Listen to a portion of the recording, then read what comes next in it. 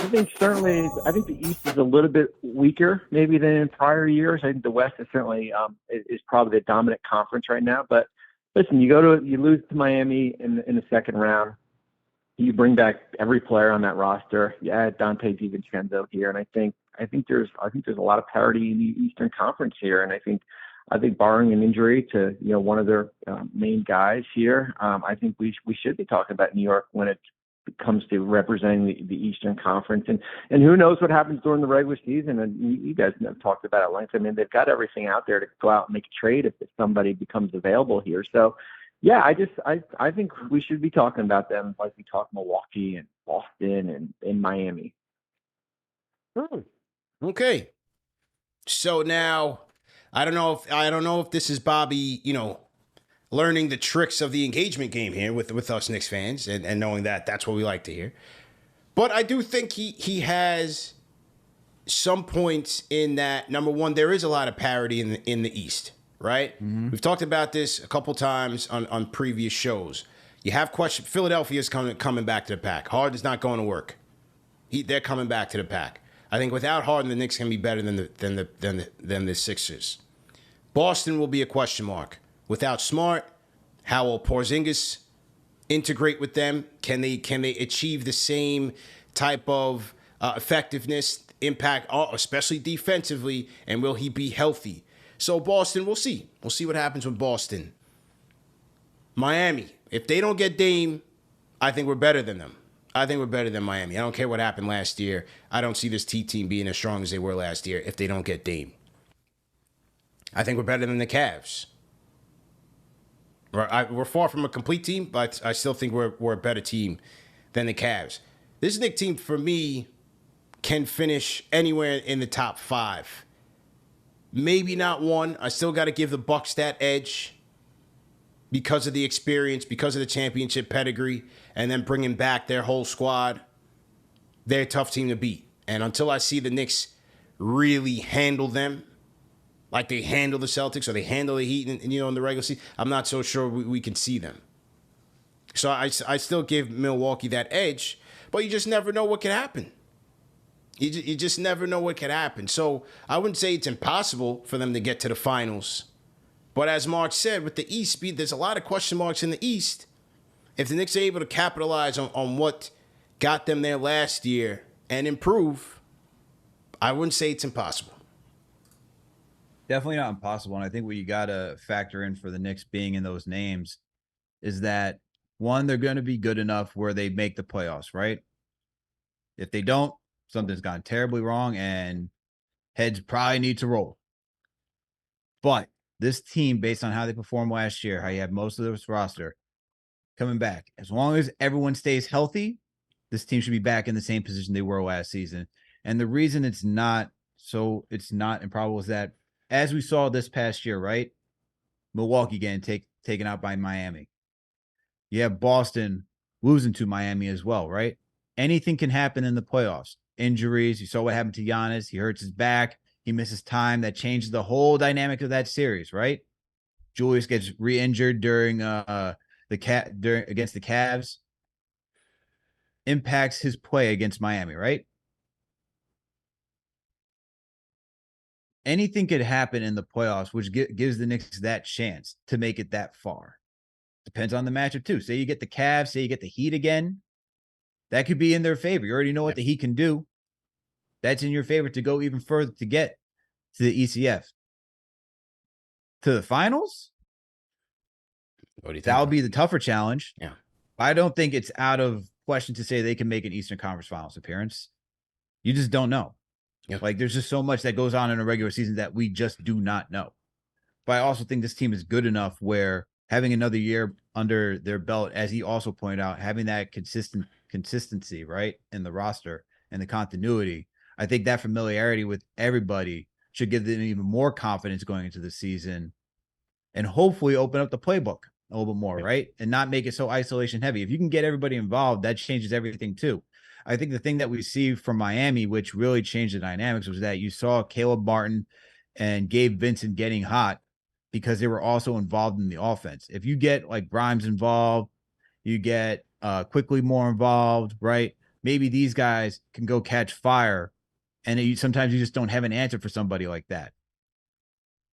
But the teams that we saw like during the Heatles, we don't have that. The Warriors, like with KD and Steph, we don't have that anymore. Yeah. So it's open for anybody to really make it that far. And that's why I think for the Knicks, it's not out of the realm of the possibility. Yeah, I don't think so. But I will say this: a lot would have to break right for them. A lot would have to break right for them. What do you think needs? Yeah. You say a lot needs to break right for them. What's a lot in your opinion? Here, I would give you three things. Three things that would have to break right.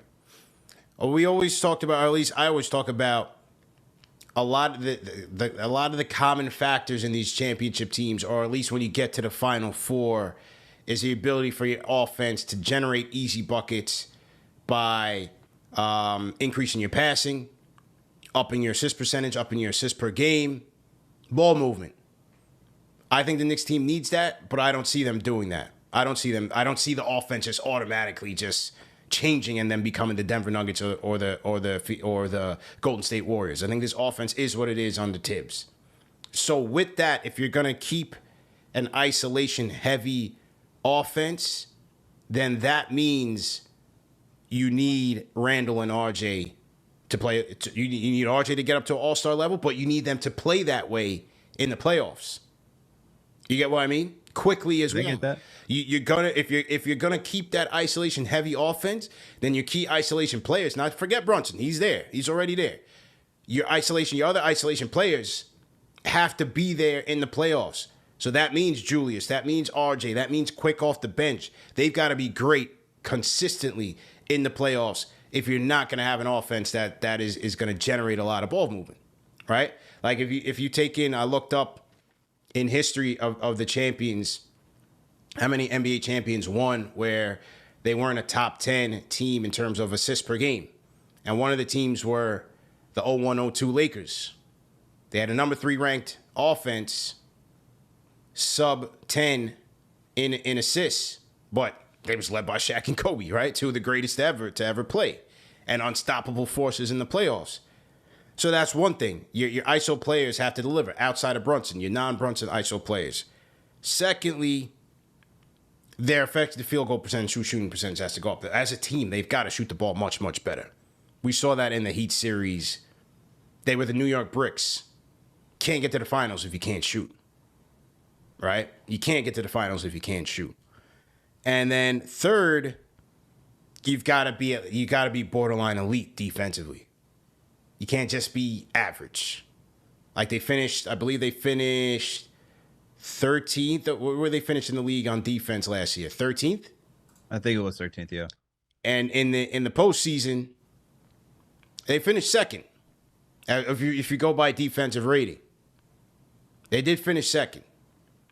But you're gonna need a top-notch defense going into this thing. Like, if you see, a Milwaukee or the Celtics in these matchups, how's your three-point defense looking?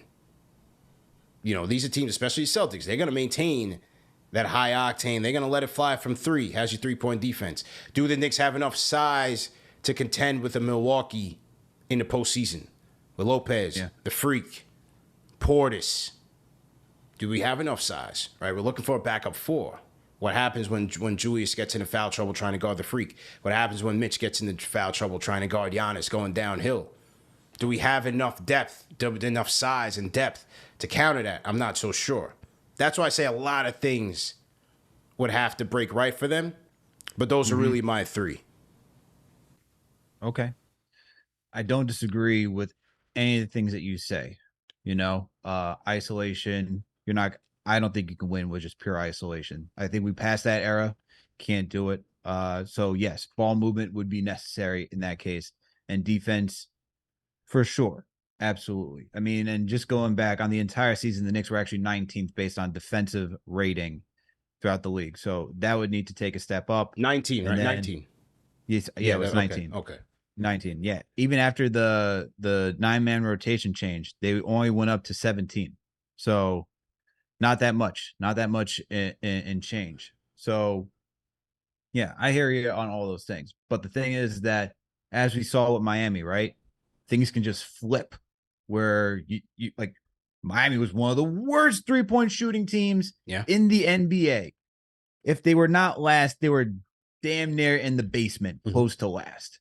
What happens? They start shooting lights out. Anything can happen, man. Right? Defensively, they were a fine team. They took it up to another level. You lose Tyler Hero, you think your offense is going to take a step back, but Duncan Robinson comes in and wasn't like Tyler Hero, but he was serviceable enough to help them get to the finals, right? Yeah. So you get to that point, things can change, right? So could they win? Could they do it with their isolation heavy offense? Absolutely. You can have guys on a heater for 2 months, right? And they could actually do it. The thing is that, will they be prepared to actually execute during that time period? Will they have enough repetitions through the actual regular season to be comfortable in those roles where, if Grimes, let's say Tibbs really changes it up, right? And like they go even more isolation heavy. Will Grimes be ready just to knock down all of his threes with only 4 or 5 attempts instead of on some nights where he's getting 12 because the defense is going to switch it up during a regular series? Those are the things that we can't account for, but it's definitely possible. I hear you on those things. I agree with them. I agree with you based on like 4, right? That type of consistency definitely needed for a good basketball team to make it that far. I mean, we just watched the Nuggets. We watched the Miami Heat. Even though they took another step up. They had that ball movement, right? They had that team chemistry that you're looking for. So it's not impossible. We see there's stranger things that have happened, right? And especially when it comes down to injuries. Look, Raptors won the NBA Finals. KD tears his Achilles, right? Klay Thompson, they lose Klay Thompson too during that series. I forget if it was his ACL or if it was Achilles that went out, but they lost him too. So we don't know. But they're good enough to compete. So if a team faces an injury, that could happen for the Knicks. But I do agree. I do agree, especially when it comes to ball movement. I'd like to see this team be more fluid as like an actual team instead of just relying heavily on, all right, Brunson, it's your turn. All right, Randall, it's your turn. Right? Like I'm just looking at the numbers right here between Brunson and Randall just when we had that conversation. RJ assisted Randall on 57 of his made field goals. Compared to Jalen Brunson, Brunson helped on 125. Now, granted, ball's going to be in Brunson's hands, but that big of a disparity in assists and telling you how much they're involved in the offense, like working off each other, that's telling to me. Now, conversely, actually, Randall was better helping out RJ because he got him, he helped him on 70, and Brunson helped RJ on 83. Granted, RJ did most of his damage with the second unit, so I wouldn't expect it to be as high as like the Brunson and Randall assist totals. So we'll need some ball.